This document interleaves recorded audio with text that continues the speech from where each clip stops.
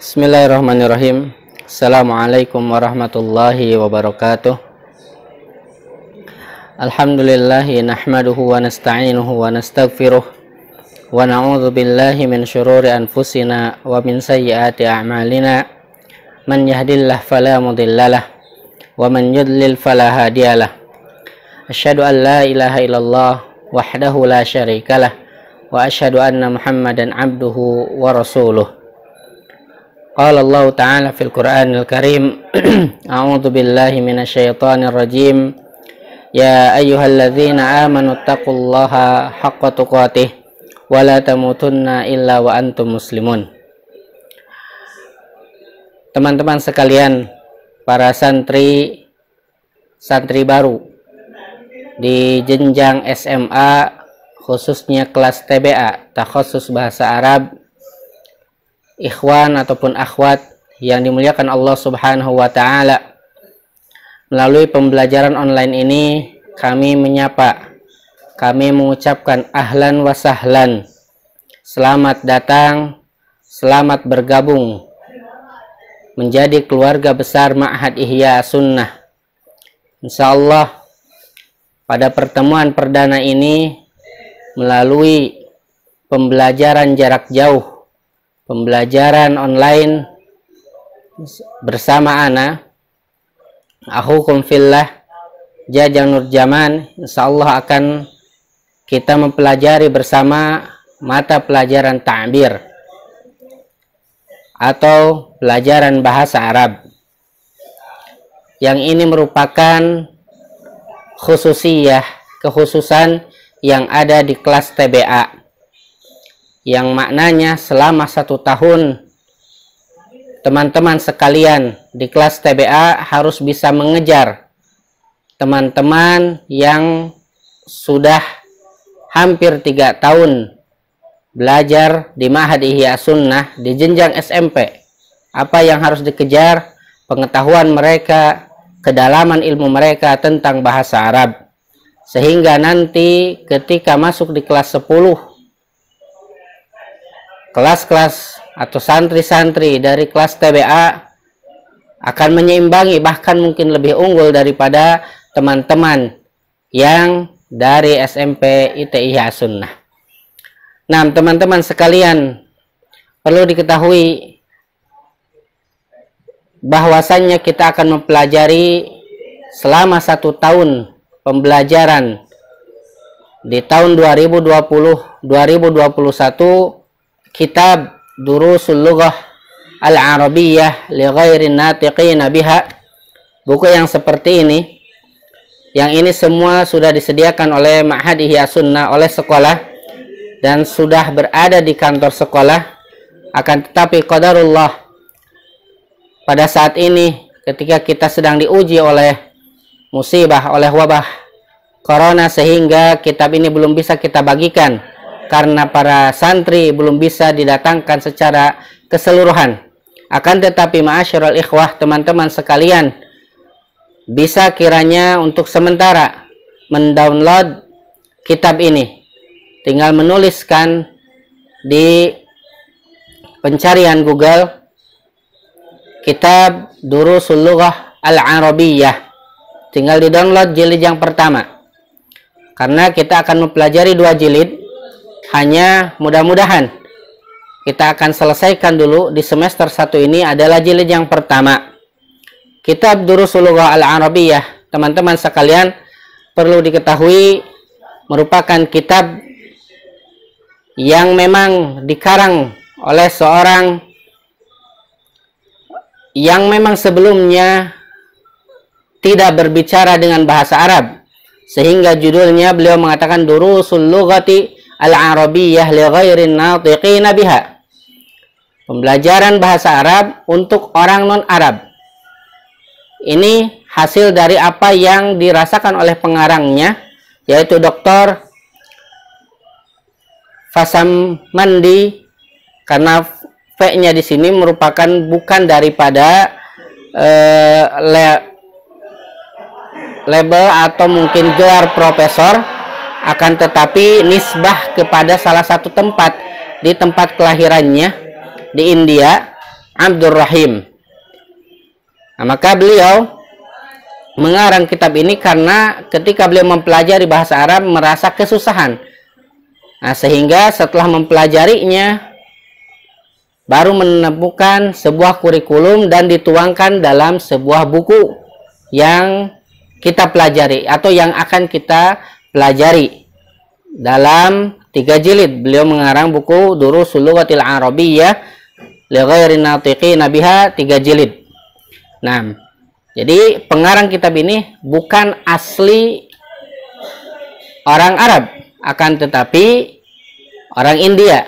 Nah, ini menjadi motivasi buat kita semua, orang selain Arab, akan tetapi bisa berbicara bahasa Arab, bahkan bisa membuat buku bahasa Arab yang itu dipelajari hampir di seluruh ma'ahad di Indonesia. Maka ini sebuah motivasi untuk kita semua untuk selalu semangat dan tidak pernah putus asa untuk mempelajari bahasa Arab. Terlebih ma'asyiral ikhwah, teman-teman sekalian, bahasa Arab merupakan salah satu pintu untuk mengenal kalamullah, untuk mengenal kalam Rasulullah. Al-Quran Allah turunkan menggunakan bahasa Arab. Sebagaimana firman Allah Subhanahu wa taala di dalam Quran surah Yusuf, Allah taala berfirman, "Inna anzalnahu Qur'anan Arabiyyan la'allakum ta'qilun." Sesungguhnya kami telah turunkan Al-Quran dengan menggunakan bahasa Arab agar kalian berfikir. Di sini Allah taala mengatakan, berfirman kepada kita bahwasanya Al-Quran diturunkan menggunakan bahasa Arab. Maka seorang muslim yang ingin mempelajari kalamullah, ingin mempelajari Al-Quran, hendaklah dia memahami bahasa Arab. Maka di kelas ini ma'asyiral ikhwah, teman-teman TBA, kita harus semangat karena tujuan kita tidak hanya sebatas ingin bisa berbicara bahasa Arab yang itu merupakan bahasa Al-Quran, akan tetapi motivasi kita hendaklah lebih besar karena bahasa Arab merupakan bahasa Al-Quran dan dengannya kita bisa mempelajari dan memahami agama ini. Jadi kenapa kita harus belajar bahasa Arab? Tidak semata-mata karena ingin mengejar nilai, karena semata-mata itu merupakan yang sudah ditetapkan oleh Ma'hadihi As-Sunnah, akan tapi hendaklah kita lebih besar semangatnya mempelajari bahasa Arab karena kita ingin bisa berbicara, kita ingin mempelajari Al-Quran, mempelajari hadis Nabi Muhammad Sallallahu Alaihi Wasallam. Nah, kemudian teman-teman sekalian, insya Allah pada pertemuan perdana ini kita akan mengambil satu pelajaran di pelajaran yang pertama di kitab Durusul Lughah li ghairi natiqina biha. Di sini muallif hafizahullah taala di dalam bukunya memulai dengan perkara yang memang mudah. Karena sekali lagi tadi disampaikan di awal, dasar beliau mengarang kitab ini karena beliau merasa kesusahan untuk memahami bahasa Arab yang diawali dengan harus menghafal sighat, harus menghafal wazan, padahal dasarnya tidak ada. Nah, sehingga beliau memulai dengan perkara yang cukup mudah, yakni memulai dengan ismul isyarah, isim isyarah atau kata tunjuk. Maka ketika teman-teman sudah bisa mendownload PDF daripada kitab tersebut, di sana di halaman yang pertama atau di halaman yang kelima, muallif mengatakan ad-darsu al-awwalu atau ad-darsul awwalu, judulnya adalah hadza. Nah,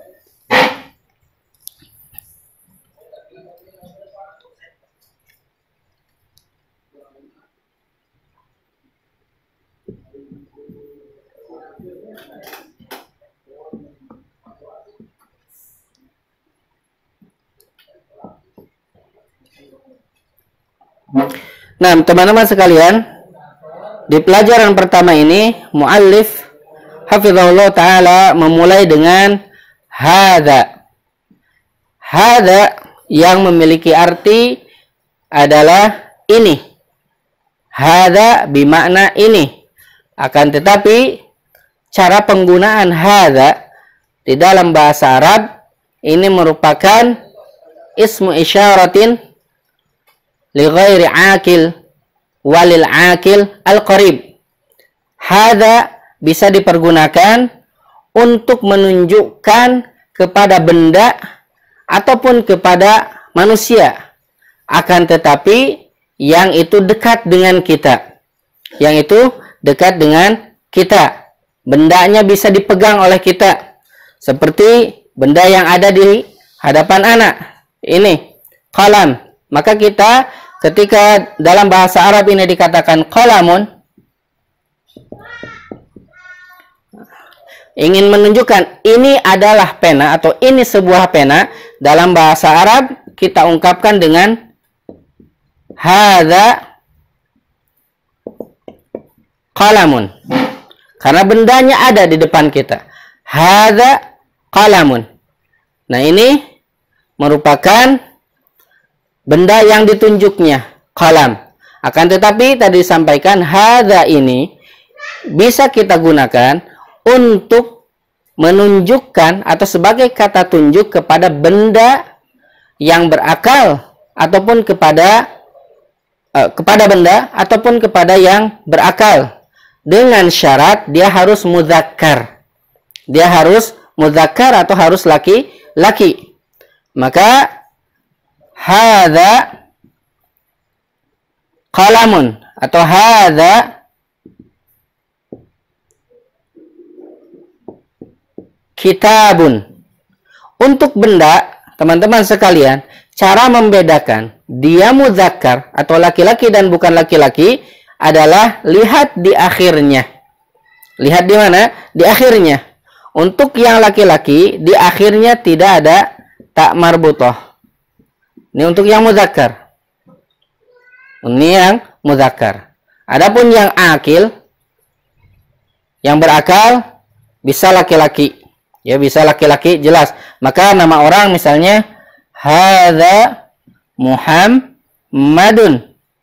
Tidak bisa kita mengatakan hadza Fatimah.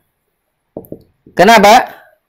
Karena Fatimah perempuan, nama bagi seorang wanita. Maka di sini hadza salah. Yang benar adalah hadza Muhammadun. Kalau untuk benda, syaratnya benda tersebut tidak diakhiri dengan ta marbutah. Maka tidak boleh kita mengatakan seperti ini dalam bahasa Arabnya apa? Saburatun.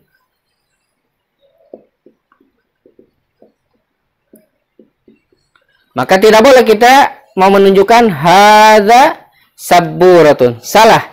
Karena apa? Karena diakhiri dengan ta marbutah. Akan tapi hadza khusus untuk benda atau orang yang berjenis kelamin laki-laki. Hadza qalamun.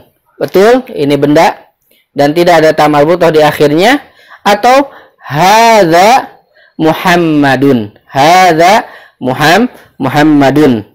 Akan tetapi seperti hadza saburatun, hadza Fatimatu, maka ini keliru. Kenapa? Karena Fatimah muannats, begitu juga saburah muannas. Maka teman-teman sekalian, yang pertama khulasahnya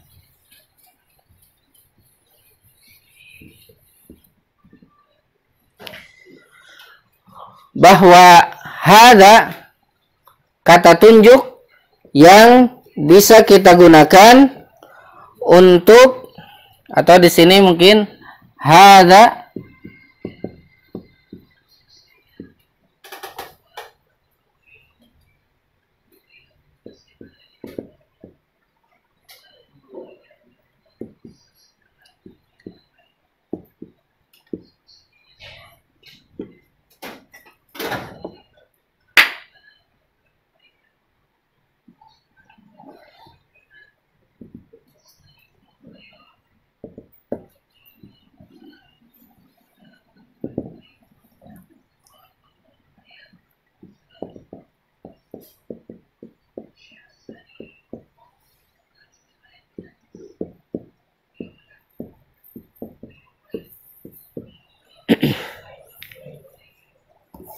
Hadza merupakan isim isyarah yang bisa dipakai untuk mufrad, tunggal, ya. Syaratnya mudzakkar, tunggal, boleh yang berakal dan juga yang tidak berakal. Contoh yang tadi disebutkan, hadza qalamun. Contoh yang kedua, hadza masjidun. Hadza kitabun. Isim isyarah hadza. Untuk mufrad, qalam artinya tunggal, satu buah pena. Masjidun, satu buah masjid. Kitabun, juga satu buah kitab. Syaratnya tadi harus mufrad, kemudian yang kedua harus mudzakkar. Nah, ini mudzakkar, baik qalam, kitab atau masjid, ketiganya mudzakkar. Kenapa mudzakkar? Tadi salah satu cara membedakannya karena di akhirnya tidak ada ta marbutah. Masjidun diakhiri oleh huruf dal. Qalamun diakhiri oleh huruf mim. Kitabun diakhiri oleh huruf ba. Maka dia termasuk mudzakkar. Al-akil wa ghairi akil. Adapun tiga ini, masjid, kitab, qalam, masuk kategori yang ghairu akil. Ghairu akil, tidak berakal. Karena qalam, kita ketahui qalam artinya pena, kata benda. Masjid juga ghairu akil. Kitab begitu juga ghairu akil. Nah, kalau contoh yang akil tadi bisa kita menunjukkan seperti contohnya hadza Muhammadun, hadza Hasanun, hadza talibun, hadza ustadzun. Nah, itu yang dimaksud dengan hadza dan bagaimana cara penggunaannya. Bahwasannya hadza merupakan kata tunjuk yang bisa kita gunakan untuk menunjukkan benda atau orang yang memang dekat dengan kita. Ya, dekat dengan kita. Kalau yang jauh tidak bisa lagi kita menggunakan kata hadza, tapi yang dekat bisa kita gunakan dengan kata hadza. Seperti hadza qalamun, karena kolamnya ada di hadapan kita. Hadza kitabun, karena kitabnya ada di hadapan kita. Kalau kita misalnya punya teman namanya Muhammad, ingin menunjukkan kepada teman kita hadza Muhammadun, atau ini ustadz kita sebutkan hadza ustadzun. Nah, itu teman-teman untuk materi hadza sebagai muqaddimah yang insya Allah kita akan sambung pada sesi yang kedua setelah ini. Barakallahu fikum wa jazakumullahu khairan. Wassalamualaikum warahmatullahi wabarakatuh.